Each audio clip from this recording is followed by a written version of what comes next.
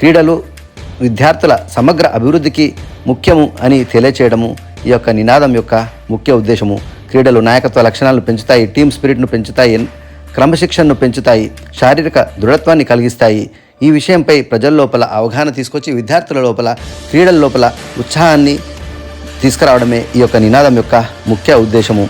అనేక పథకాలలో మనం కొన్ని పేరు చూసినట్టయితే ఖేలో ఇండియా, ఈ యొక్క పథకం ద్వారా పాఠశాల మరియు విశ్వవిద్యాలయ స్థాయిలోనే ప్రతిభను గుర్తించి ఆర్థిక సాయం అందించడం జరుగుతుంది. టాప్స్ స్కీమ్ ద్వారా అనగా టార్గెట్ ఒలింపిక్ పోడియం స్కీమ్, ఒలింపిక్స్లో పథకాలు సాధించే అవకాశం ఉన్న అథ్లెట్లను గుర్తించి వారికి విదేశీ శిక్షణ, అత్యుత్తమ కోచింగు మరియు నెలకు 50,000 స్టైఫండ్ అందించడం జరుగుతుంది. ఫిట్ ఇండియా మూవ్మెంట్ పథకం ద్వారా ప్రతి భారతీయుడు ఆరోగ్యంగా ఉండాలనే లక్ష్యంతో ఒక ప్రజా ఉద్యమం చేపట్టడం జరిగింది.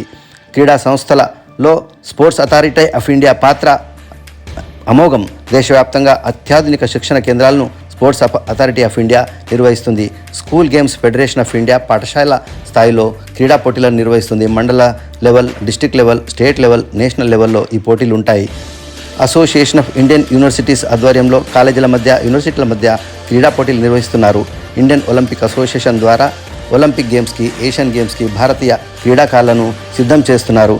అంతర్జాతీయ వేదికలపై కూడా భారత క్రీడాకారులు తమ సత్తా చాటుతున్నారు. మౌలిక సదుపాయాల కల్పనలో మోదీ చాలా ముందంజలో ఉన్నారని మనం చెప్పుకోవచ్చు.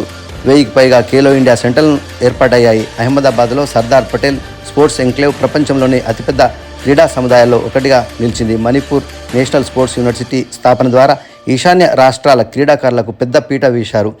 మనం అంతర్జాతీయ పోటీల్లో కనుక చూసినట్టయితే 2014 తర్వాత మనం చూసినట్టయితే మన యొక్క పథకాల సంఖ్య పెరిగింది. 2014లో ఏషియన్ గేమ్స్లో 17 పథకాలు వస్తే 2023లో 107 పథకాలు. చరిత్రలో మొట్టమొదటిసారి భారతదేశం 100 పథకాలు దాటడం జరిగింది. ఒలింపిక్స్లో 2016 రియోలో 2 పథకాలు వస్తే 2022 టోక్యోలో 7 పథకాలు రావడం జరిగింది. స్పోర్ట్స్ ఉపాధి అవకాశాలు కూడా కలిగిస్తున్నాయి. పథకాలకు మాత్రమే మనం పరిమితం కావడం లేదు. కెరీర్ ఆప్షన్స్ చూసినట్లయితే sports management, physiotherapy, data analytics, coaching, fitness centres, nutrition రంగాల్లో లక్షలాది ఉద్యోగాలు లభిస్తున్నాయి. మేక్ ఇన్ ఇండియా ద్వారా క్రీడా సామగ్రి తయారీలో భారత్ గ్లోబల్ హబ్గా మారుతుంది అనడంలో సందేహం లేదు. 2030లో కామన్వెల్త్ గేమ్స్ గుజరాత్ వేదికగా అహ్మదాబాద్లో నిర్వహించుకోబోతున్నాము. 2030లో ఒలింపిక్స్ను మనం భారతదేశంలో నిర్వహించుకోవాలని బిడ్డు దాఖలా వేయడం జరిగింది. ఇది విజయవంతమైతే భారత క్రీడారంగం ప్రపంచ స్థాయికి చేరుతుంది. ఖేలోగే తో కిలోగే అనేది కేవలం నినాదం కాదు, అది ఒక నిశ్శబ్ద విప్లవం. ఇది భారతదేశాన్ని క్రీడాశక్తిగా మార్చే దిశగా వేగంగా అడుగులు వేయిస్తుందనడంలో సందేహం లేదు. ఖేలోగే తో కిలోగే.